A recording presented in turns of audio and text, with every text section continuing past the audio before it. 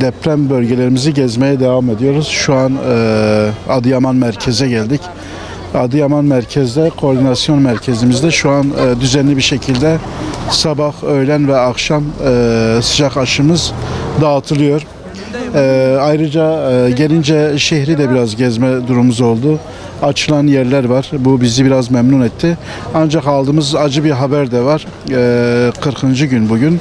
Ama yine bir kardeşimiz aracının içerisinde enkazın altından çıkarıldı.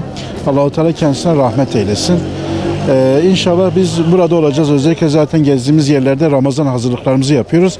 Ramazan hazırlıklarımızı yapmakla beraber Ramazan'da kardeşlerimize nasıl nezih bir ortamda iftar ve sahur programı yapacağız. Onun telaşı içerisindeyiz.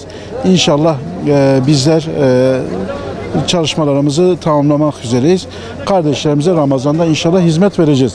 Bununla beraber sıcak aşın yanında diğer hizmetlerimiz de devam ediyor. Özellikle mobil ekiplerimiz yine ihtiyaç duyulan alanlarda gıda olsun, giyim olsun ve farklı ihtiyaçları götürüp ulaştırıyorlar. İnşallah biz deprem bölgelerinden ayrılmayacağız. Kardeşlerimizle beraber olacağız. Allah-u Teala tüm hayırseverlerimizden razı olsun. Her zaman olduğu gibi çağrımızı yeniliyoruz. Onların yardımlarıyla, destekleriyle bizim de bu yardımlarımız devam edecek inşallah.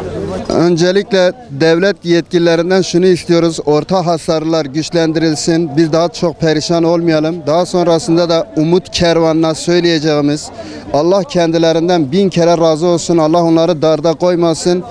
Bizi hiç yalnız bırakmadılar. Bundan sonra da uzun süre yalnız bırakmayacaklarını biliyoruz. Yani söyleyeceklerim bunlar, kendilerine çok teşekkür ediyorum.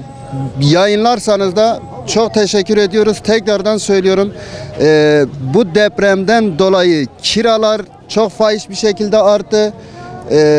Biz orta hasarlıların kesinlikle binalarının yıkılmasını kesinlikle istemiyoruz. Detaylı inceleme yapılsın. Gelsinler, cihazla kontrol etsinler. Ne yapıyorlarsa yapsınlar. Benim mesela evim çok sağlam olduğu halde gelip fotoğrafını çekip orta hasar vermişler. Hani gerekli şikayetleri de yapacağız. Biz zaten itirazda bulunduk. Bu itiraz sonucunda inşallah az hasara çevrilir. Fakat ben şunu duydum birçok yetkiliden, orta hasarları genelde az hasara çevirmedikleri, ama yetkililer de şunu iyi bilsinler ki az hasarlı olan birçok bina, daha doğrusu az hasarlı olan birçok bina benim binamdan daha sağlam olmadığı halde maalesef benim binama orta hasar verildi ve ben şu anda çoluk çocuğum Mersin'de, ben kendim Adıyaman'dayım. Çocukların yanına gidemiyorum, binayı terk edemiyorum. Her an yapı denetimciler gelir, gerekli konuşmaları yaparım diye ben şu anda burada mağdurum. Benim gibi mağdur binlerce insan var. Bu mağduriyetin bir an önce giderilmesini istiyoruz. Çünkü içimiz yandığı kadar yandı. Bari bundan sonra yıkılması veya da daha doğrusu güçlendirilebilecek binaların yıkılmamasını, bu insanların daha çok sefil olmamasını rica ediyoruz. Evet, depremin 40. günü. Bugün 17 Mart. Biz deprem bölgesini gezip işlerimizi koordine etmeyle uğraşıyoruz. Hamdolsun birkaç gündür İskenderun, Hatay, Maraş, oradan sel bölgesine gittik. Orada incelemelerimizi yaptık. Oradan Malatya'ya geçtik. Malatya'dan bugün Adıyaman'a gelmişiz. Adıyaman'da aş yerimiz var. Oraları ziyaret ettik. Yardım çadırımız var. Tüm hızıyla, bütün kardeşlerimizle, bütün imkanlarımızla depremzedelerimizin yaralarını sarmaya, onların sıkıntılarını gidermeye çalışıyoruz.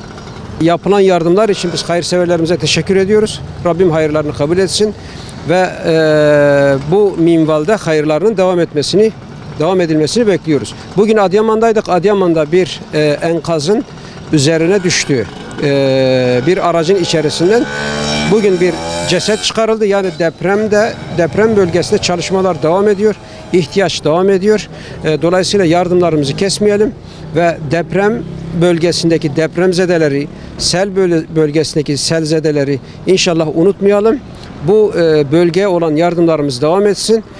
Korkarız ki siyasi bazı seçim çalışmaları vesilesiyle bu deprem bölgesindeki, sel bölgesindeki mağdur insanların arka planda kalmalarından endişelerimiz var inşallah.